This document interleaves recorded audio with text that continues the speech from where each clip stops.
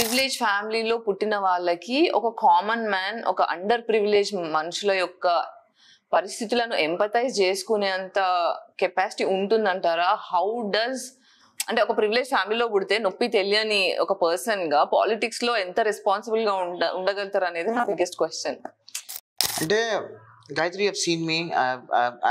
My family is, I mean, I've born in a golden spoon. I've seen everything. And my daddy had all industries unde. Ma daggara oka 450 mandi pani vallu pani chese vallu. There's a staff who used to work. Nenu vallani, I don't call them labor, but I always call them staff.